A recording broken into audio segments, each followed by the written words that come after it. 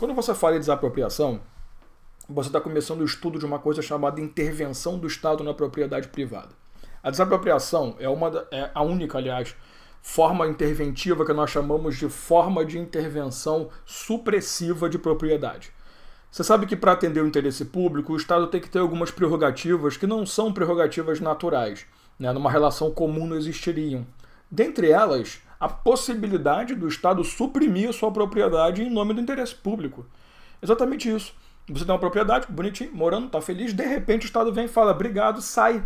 Vaza. Vaza porque eu preciso da sua propriedade. Essa localidade em que você está vai ser importante para exercer, para realizar uma obra, para, sei lá, qualquer coisa. Então, na minha visão, é uma das modalidades mais brutas que existe de demonstração da supremacia do interesse público sobre o privado. Porque eu vou chegar para você, vou ofender o seu direito à propriedade, ofender licitamente, você vai ficar muito chateado, mas o interesse público assim demanda. Então, dane-se você, o que importa é o interesse público. Basicamente é isso. Por que a gente fala, e vamos para a tela ali para poder te mostrar isso, por que a gente fala que é uma forma de intervenção supressiva? Porque, na realidade, a propriedade que estava na mão do particular, ela sai completamente do particular e passa a compor o patrimônio do poder público. Então, eu basicamente estou dizendo para você particular, não é mais seu. Agora, essa propriedade é do Estado. Você, cara, beleza, obrigado por ter cuidado dela, sabe? Basicamente é isso. Então, por que ela é supressiva? Porque há a retirada da propriedade efetivamente da mão do particular. Qual o detalhe?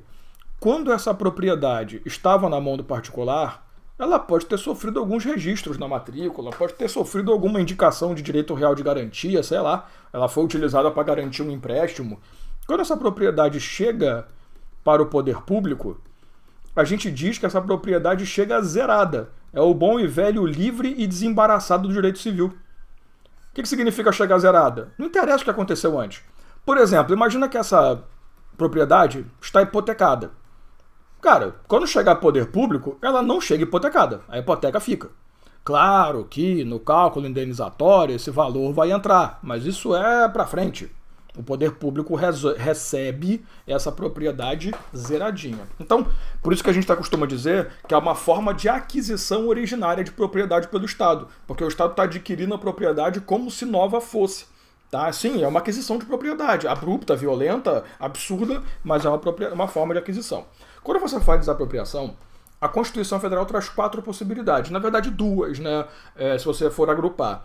A desapropriação comum, que é aquela baseada em utilidade pública, necessidade pública e interesse social, que você, infelizmente, deu o azar da sua propriedade estar no local onde poderia ter construído um hospital, uma creche, alguma coisa.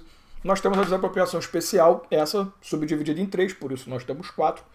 A desapropriação especial urbana e rural, né? Ambos os casos, você tem propriedades, tanto na área urbana quanto rural, que não atendem à função social da propriedade. E função social de propriedade urbana está no plano diretor, está no Estatuto das Cidades.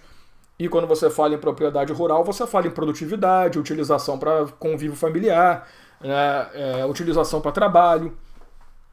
E você tem a 4ª possibilidade, que é o confisco de propriedade por conta de utilização ilegal de propriedade. Então você tem ali plantação de psicotrópico, você tem a questão de exploração de trabalho escravo e o uso de bem, inclusive imóvel, para tráfico de drogas. Aliás, inclusive do verbo só pode, né? Porque você vai traficar droga com outro bem que não seja um móvel. Você vai deixar o tráfico dentro do seu depósito. Ah, bem imóvel. Ficou ruim, é uma piada interna. Se você não entendeu, dane-se. Mas a ideia é você entender o seguinte. A desapropriação é isso. Desapropriação comum, em que você tem ali necessidade pública, utilidade pública e interesse social. Tem que ter indenização, perfeito? Indenização será prévia, justa e em dinheiro, perfeito? E essa é a regra de desapropriação comum.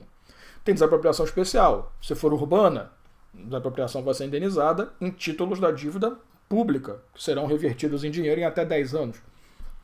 Se for rural, títulos da dívida agrária, que são revertidos até 20 anos. E se for a desapropriação chamada pela doutrina de expropriação, que eu acho uma palavra meio escrota, mas tudo bem, minha opinião não interessa para a prova, a expropriação ou a desapropriação sanção, desapropriação confisco é aquela que retira a propriedade porque você cometeu ilegalidade. Logo, não tem indenização. Também não chuta o balde, não. Não que você não tenha cometido ilegalidade nas outras. na especial urbana e rural, porque você não deu função social à propriedade, mas convenhamos que não é um ilícito, né? Não é uma contravenção, não é um ilícito absurdo penal, que a Cláudia Serpa, por exemplo, iria querer te matar depois. Até aí de boa? Então, a montagem clássica para uma prova é você conhecer os tipos de desapropriação, a base da desapropriação e se é indenizado ou não, e como que essa indenização se dá. Perfeito? Aí quando você fala, e vamos para a tela, em desapropriação indireta, é que a coisa fica mais legal. Porque para que a desapropriação ocorra de forma correta, o que é necessário? É necessário que duas etapas sejam respeitadas. Uma etapa de declaração, ou seja, o Estado tem que realizar um ato administrativo que declare o interesse de desapropriar a sua propriedade, e uma etapa de execução, que é quando a desapropriação ocorre. Aqui, né, vai acontecer a indenização, caso tenha. Até porque se for o caso da confisco, nem declaração vai ter, a gente vai lá e desapropria. O que seria, agora eu posso completar, a desapropriação indireta? Você entende que isso aqui é um procedimento, é um processo, né? É uma sequência pré-determinada de atos que configuram um procedimento específico. Então você tem que ter declaração e você tem que ter execução. Depois disso aqui, a propriedade vem para o Estado. O que configura, o que caracteriza a desapropriação indireta? O fato do Estado ter retirado a sua propriedade sem realizar procedimento comum. As bancas costumam usar muito como exemplo, ou melhor, né, muito como questão. Elas inventam uma história, o cara foi viajar, ficou 30 anos fora, quando voltou a propriedade dele não existia mais, chegou lá e não tinha mais propriedade, olha que legal. Então, o que é desapropriação indireta? É uma desapropriação, você não tem como reverter, desapropriou, perdeu. Só que na indireta não há o procedimento legal estabelecido, não há declaração, não há uma indenização, uma execução da desapropriação, você simplesmente perdeu. Então, qual é a jogada da desapropriação indireta? Não é um reconhecimento que é um ato ilegal do Estado. Não, desapropriação indireta vai acontecer. É um esbulho, convenhamos. É um esbulho possessório da administração pública. Vai acontecer. Mas eu preciso saber a regra. Porque a desapropriação indireta, ela demanda uma ação indenizatória. Então você vai entrar com uma ação de indenização por desapropriação indireta. O que você faz na desapropriação indireta? Entra com a ação pedindo que aquela indenização que deveria ter sido paga legalmente não foi. Então, vamos lá, eu quero atualizado, correção monetária, juros, tudo que for necessário. Então, entenda que desapropriação indireta não é um direito que você passa a ter de desfazer a desapropriação, não. Por mais ilícito que tenha sido, né? O cara não seguiu o procedimento legal. Não dá para desfazer. O que você vai garantir na desapropriação indireta é a sua indenização. Vale a pena observar o seguinte, ó.